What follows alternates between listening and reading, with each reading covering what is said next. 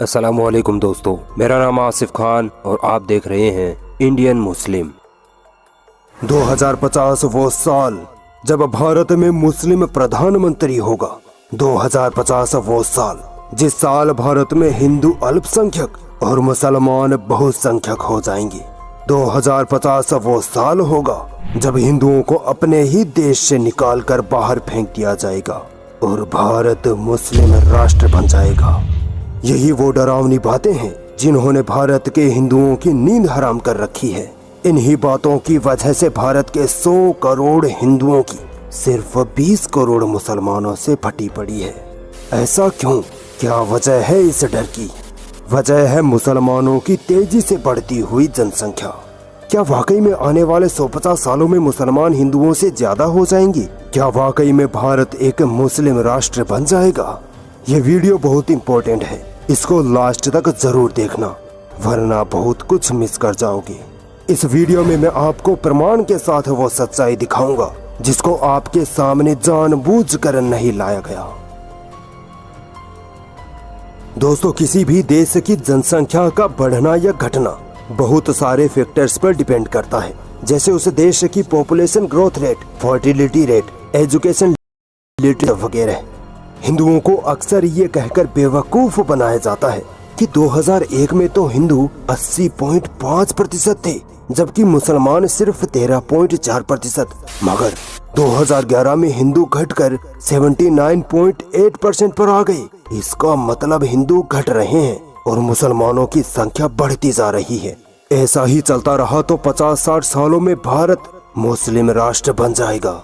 दोस्तों, ये डाटा तो सही है, मगर इसके आगे पीछे का सच जानबूझकर छुपाया जाता है। वो सच हम आपको बताने जा रहे हैं, ध्यान से सुनते रहिएगा।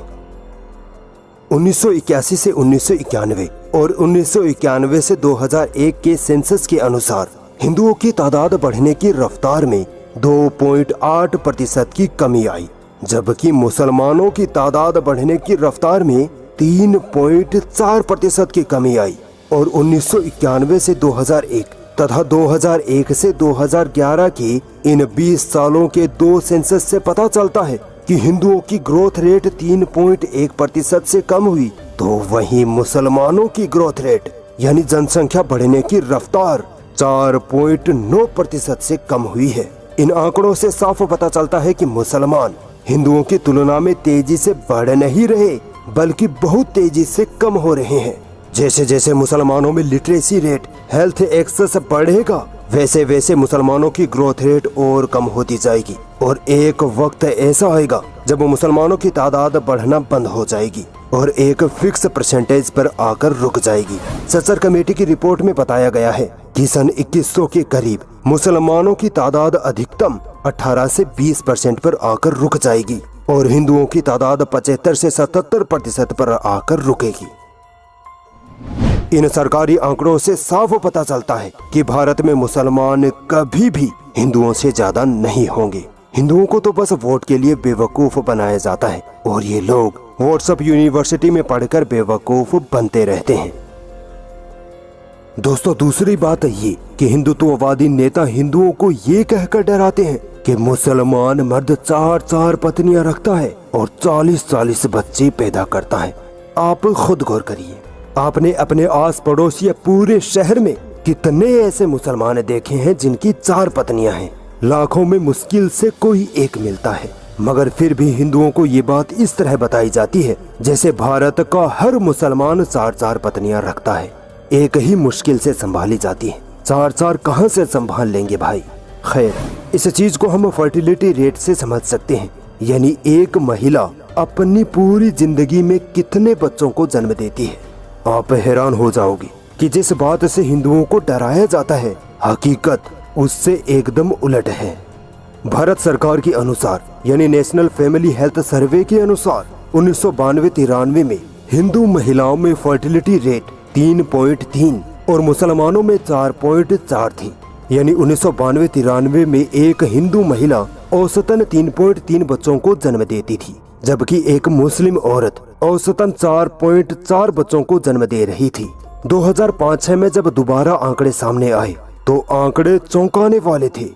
2005-06 आते आते हिंदू महिलाओं में फर्टिलिटी रेट 3.3 से घटकर 2.7 पर आ गई, जबकि मुस्लिम महिलाओं में फर्टिलिटी रेट 4.4 से घटकर सीधे 3.1 तक आ पहुंची। दोस्तों पूरा ध्यान स्क्रीन पर रखिएगा, आप फर्क देखिए। हिंदू महिलाओं में सिर्फ 0.6 बच्चों की कमी आई, जबकि मुस्लिम महिलाओं में 1.3 बच्चों की कमी आ गई है। फर्टिलिटी गैप देखें तो 1992-93 में हिंदू और मुस्लिम महिलाओं में ये गैप 1.1 बच्चे का था, वो 2005-06 में घटकर सिर्फ 0.4 का रह गया। यानी कि हिंदू और मुस्लिम महिलाएं लगभग सेम तादाद में बच्चों को जन्म दे रही हैं।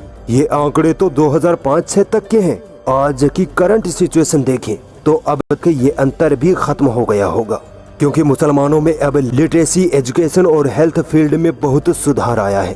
परिवार जितना गरीब, जितना अनपढ़ होता है, उनमें बच्चों की तादाद उतनी ही अधिक होती है। भारत का मुसलमान आज भी गरीब है और सबसे कम पढ़ा लिखा समाज है, इसीलिए मुसलमानों की तादाद बढ़ती है। मगर आने वाले वक्त में मुस्लिम समाज एजुकेट होगा, तब जनसंख्या भी नियंत्रण में आती रहेगी। इन आंकड़ों से साफ जाहिर होता है कि भारत का मुसलमान जनसंख्या नियंत्रण में हिंदुओं से बेहतर प्रदर्शन कर रहा है। भारत का हिंदू जब तक बीजेपी आरएसएस के झूठे जाल में फंसा रहेगा, तब तक देश बर्बाद होता रहेगा। बीजेपी आरएसएस के नेता हिंदुओं को मुसलमानों की तादाद का डर दिखाकर सत्ता में जमे रहेंगे। वो कभी भी एजुकेशन, हेल्थ, इकोनॉमिक डेवलपमेंट की बात नहीं करेंगे, उसी दिन सत्ता गंवा बैठेंगे। भारत में मुस्लिम महिलाओं में फर्टिलिटी रेट हिंदू महिलाओं से इसलिए भी ज्यादा है क्योंकि मुस्लिम समाज में बच्चों की मृत्यु दर हिंदुओं की तुलना में कम होती है। इसके अलावा हिंदू समाज में गर्भपात यानी माँ के पेट में ही बच्ची को मार देना मुसलमानों से ज्यादा होता है। इसीलिए आप देखेंगे कि भारत में हिंदुओं में सेक्स रेशियो 1000 मर्दों पर 939 औरतें हैं, जबकि मुसलमानों में सेक्स रेशियो 1000 मर्दों पर 951 औरतें हैं। यानी मुस्लिम समाज में हिंदू समाज की तुलना में औरतें ज्यादा जिंदा रहती हैं। एक और डाटा देख लीजिए। हिंदुत्ववादी लोग कहते हैं कि मुसलमान परिवार नियोजन यानी फैमिली प्लानिंग नहीं करते, इसीलिए उनके यहाँ ज्यादा बच्चे पैदा होते हैं। मगर आप सरकारी डाटा देखिए, 1992-93 में लगभग 41.6% हिंदू लोग कॉन्ट्रासेप्शन का इस्तेमाल करते थे, जबकि 27.7% ही मुसलमान फैमिली प्लानिंग करते थे। मगर 2005-06 का डाटा बताता है कि हिंदुओं में 57.8% लोगों ने फैमिली प्लानिंग की, जबकि 45.7% मुसलमानों ने फैमिली प्लानिंग को अपनाया। आप अंतर देखिए, 1992-93 से 2005-06 तक हिंदुओं में फैमिली प्लानिंग करने वाले लोग 16% ही बढ़े, जबकि मुसलमानों में 18% बढ़े। यहाँ भी मुसलमान हिंदुओं से बेहतर साबित हुए। तो अब ये कहना कि मुसलमान 4 बीवियां रखकर 40 बच्चे पैदा कर रहे हैं, तो मेरे ख्याल में ये बात दुनिया की सबसे झूठी बात होगी। यकीनन भारत की बढ़ती हुई जनसंख्या भारत के डेवलपमेंट में अड़चन है, मगर जनसंख्या के नाम पर सिर्फ एक खास कम्युनिटी को टारगेट करना आतंकवादी सोच को दर्शाता है।